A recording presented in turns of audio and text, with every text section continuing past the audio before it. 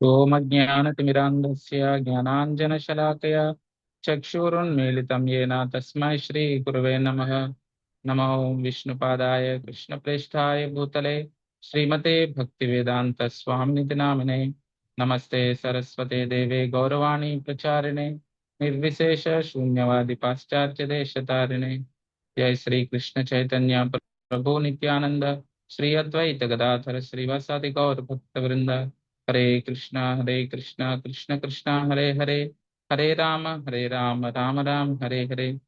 वाञ्छाकल्पतरुभ्यश्च कृपा सिन्धुभ्येव च पतितानां पावनेभ्यो वैष्णवेभ्यो नमो नमः।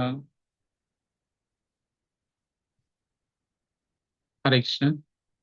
Seeking the blessings of His Grace Samba Prabhu, Her Grace Nitai Sevani Mataji, His Grace Ramratna Prabhu, Her Grace Madhamohan Mataji, His Grace Rimna Vihari Prabhu and Mataji, and all the assembled devotees, so that I can speak few words in glorification of the holy name.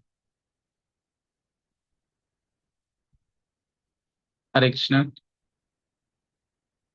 मैं कुछ दिन से his holiness Radhanath Swami Maharaj, his grace Gaurang दर्शन प्रभु का lecture सुन रहा था। तो मैंने सोचा जो मेरे लिए बहुत इम्पोर्टेंट टॉपिक है उसके बारे में थोड़ा चर्चा करूं करके। Lust versus love and the role of holy name and devotional service in it. तो बहुत सारा स्टोरीज सुनते हैं हम क्लासेस में। तो उसमें से एक ऐसा स्टोरी है जो लस्ट से प्रेरित है और वो कैसे इफेक्ट हुआ उनको डिवोशनल लाइफ में। तो हमको सबसे पहले शौबरी मुनि का आता है स्टोरी, जिसमें शौबरी मुनि अंडर वाटर में मेडिटेट कर रहे होते हैं। और जब वो देखते हैं दो फिशेस मेटिंग करते हैं, तो उससे इंस्पायर होके उनको भी ऐसा लगता है मुझे भी सेंस ग्रेटिफिकेशन करना चाहिए। जबकि वो कई साल से वो तपस्या कर रहे थे, वो भी under water. That is also in the Holi land of Vrindavan, that is also in the Holi river of Yamuna. तो इतना सारा अच्छा एनवायरनमेंट था जहाँ पे भक्ति कर सकते थे। लेकिन उधर दो फिश को देख के उनका मन विचलित हो गया और सीधा वो निकल पड़े किंग मानदाता का पैलेस में, जो उधर का राजा थे उस समय पे। तो सीधा उनसे पूछते हैं मेरे को आपका 50 डॉटर्स है, उनसे शादी करना है। लेकिन किंग मानदाता इनको देख के, क्योंकि कई साल से तपस्या कर रहे हैं, इसलिए एकदम अगली अपीयरेंस था उनका, देखने में बिल्कुल अच्छा नहीं लग रहा था। तो मानदाता बहुत इंटेलिजेंट किंग थे, तो वो सोच रहे थे कि अभी मैं मना करूं तो मैं फंस जाऊंगा, हाँ बोलूंगा तो मेरा बेटियों का उनका जिंदगी बर्बाद हो जाएगा। तो कैसे करूं करके वो ऐसा डिसाइड करते हैं, ठीक है मैं मेरे पुत्रियों को आपको देने के लिए मैं तैयार हूँ, पर उनके ऊपर ही छोड़ देता हूँ, ताकि अगर उनको पसंद आएगा तो वो आपसे शादी करेंगे। तो इनको ले जाते हैं। लेकिन शौबरी मुनि समझ जाते हैं कि इनका इंटेंशन क्या है।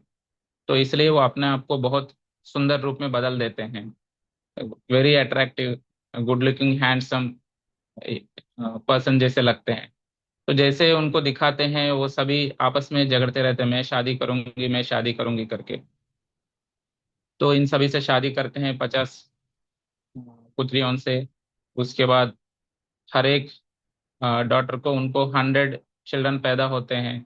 तो ऐसा उनका परिवार एक से लेके 5,000, 5051 होता है। तो ऐसा कई साल चलता है। उसके बाद अचानक एक दिन शौबरी मुनि का अंदर एक ऐसा थॉट आता है, मैं अकेला था, अभी मैं अकेले से 5051 हो गया, मैंने ये क्या कर दिया, मैं कहाँ कैसे तपस्या कर रहा था, मैं ऐसे क्यों किया करके वो बहुत रिपेंट करते हैं, बहुत रिग्रेट करते हैं। अब मुझे ऐसा नहीं करना चाहिए था, इतना वैल्यूबल टाइम को मैंने बर्बाद किया करके। तो डिवोशनल लाइफ में, एक साधक का लाइफ में रिपेंटेंस बहुत जरूरी है। जब गलतियां होता रहता है, लेकिन when understands the severity and weightage of the that thing.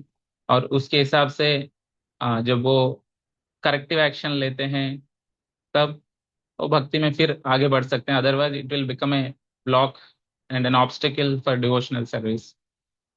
तो लेक्चर में ऐसा बताया जाता है। इन्होंने बहुत सारे हिस्ट्री में हम देखते हैं, जैसे अ, भगवान श्री कृष्ण 16,008 वाइफ से शादी करते हैं।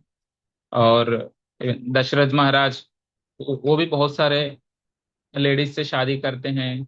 और उन जिनमें जो मेन थ्री प्रोमिनेंट है, कौशल्या, सुमित्रा, कैकेयी। और चित्रकेतु महाराज तो 1 करोड़ लेडीज से शादी करते हैं। तो लेकिन इधर इतना रिपेंटेंस का क्या जरूरत था? तो इधर बताया जाता है कि उनका इंस्पिरेशन है। उनका इंस्पिरेशन दो मछलियों को देख के उनको एंजॉइंग प्रोपेंसिटी आया, सेंस ग्रेटिफिकेशन करना है करके। वो मेन ऑब्स्टिकल था, मेन प्रॉब्लम था उधर। जबकि भगवान भगवत गीता में बताते हैं, धर्म अविरुद्धो भूतेषु कामोस्मि भरतर्षभा। तो sex life which is sanctioned in scriptures, that is me करके बोलते हैं। तो एक एक पवित्र संबंध है जो हमारा मैरिड लाइफ में, जो man and women coming together to produce a human being, जो बच्चा जिनको भक्ति में आगे बढ़ने का, कृष्ण कॉन्शियसनेस को उनको कंटिन्यू करने का एक मौका है, जो ह्यूमन फॉर्म ऑफ लाइफ है, वो देने का, एटमॉस्फेयर देने का। लेकिन जब सेंस ग्रेटिफिकेशन में आके जब हम ये करते हैं, तो तब ये बहुत बड़ा पाप बन जाता है। तो हम ऐसे भी देखे हैं, जो करदम मुनि देवहूति का केस में, उधर भी शादी होता है, लेकिन that was not inspired by lust, but Brahma का जो ऑर्डर था, प्रोजेनी क्रिएट करना है प्रोक्रिएशन के लिए, तो उसको लेके करदम मुनि करते हैं, शादी करते हैं। वो भी सेंस ग्रेटिफिकेशन हम बोल नहीं सकते, but it is a matter of responsibility.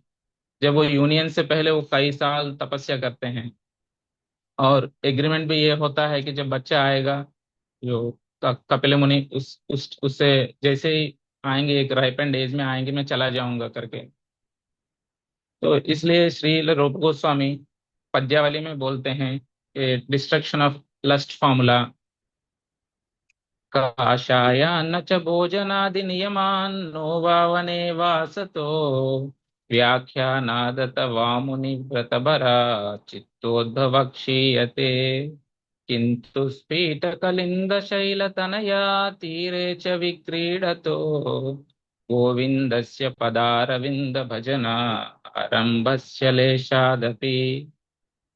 इसमें बोला जाता है ऐसा, काषायान्न च भोजनादि नियमान, मतलब अगर कोई व्यक्ति काषाय वस्त्र पहनने से उनका लस्ट चला जाता है, सोचते हैं, तो वो जरूरी नहीं है। और नियमान, भोजन आदि नियमान, अगर वो उनका डाइट को कंट्रोल करके, रिस्ट्रिक्ट करके अगर वो लस्ट को कंट्रोल कर सकते हैं, सोचते हैं, वो भी जरूरी नहीं है। और वने वासतो, अगर कोई फॉरेस्ट में जाके बड़ा तपस्या करते हैं करके सोचते हैं, तो उससे भी जरूरी नहीं है लस्ट चला जाएगा। व्याख्यान आदता, मतलब अगर कोई फिलोसॉफिकल स्टडी करते हैं, स्क्रिप्चर्स का बहुत पढ़ते हैं, तो उससे भी जरूरी नहीं है। और मुनि व्रत भ्रात, मतलब मौन व्रत करते हैं, तो उससे भी जरूरी नहीं लस्ट चला जाएगा। लेकिन गोविंदस्य पदारविंद भजना आरंभस्य लेशादपि, अगर गोविंद का भजन करते हैं, डिवोशनल सर्विस करते हैं, आरंभस्य मतलब इवन इनिशियल स्टेज में भी है वो, लेशादपि अगर थोड़ा सा भी डिवोशनल सर्विस करते हैं, तो उससे बहुत फायदा होता है, उससे लस्ट जा सकता है करके बताते हैं। तो इसी कॉन्टेक्स्ट में एक और चीज है, वैष्णव अपराध भी है, जिससे शौबरी मुनि का इफेक्ट होता है।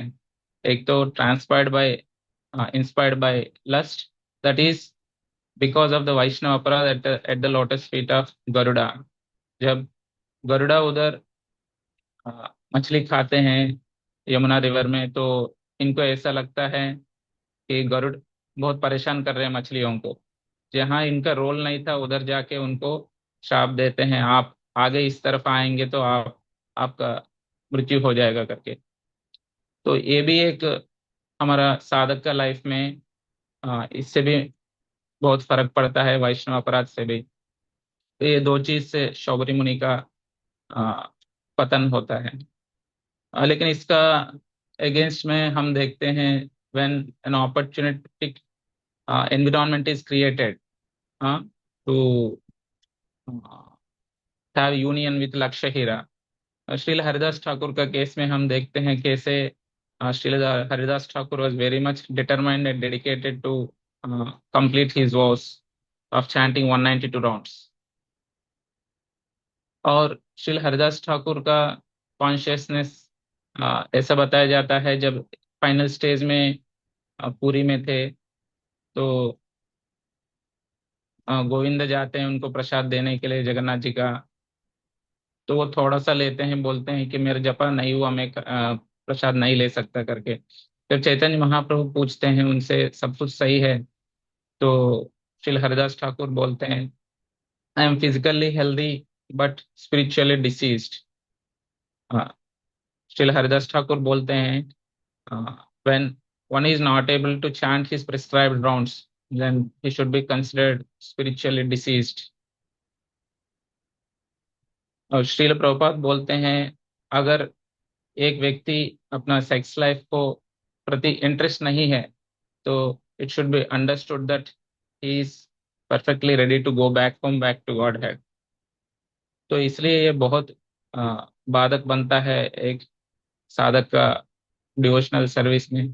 तो ये मेरे लिए बहुत रिलेवेंट है, इसलिए मैंने सोचा आपके सामने ये बात प्रस्तुत करूं। और आप सबका आशीर्वाद है तो आपका जैसे मैं डिवोशनल सर्विस में आगे बढ़ सकता हूँ, और coming these obstacles in your association. Hare Krishna. Hari नाम प्रभु की जय। जगत गुरु श्रील प्रभुपाद की जय।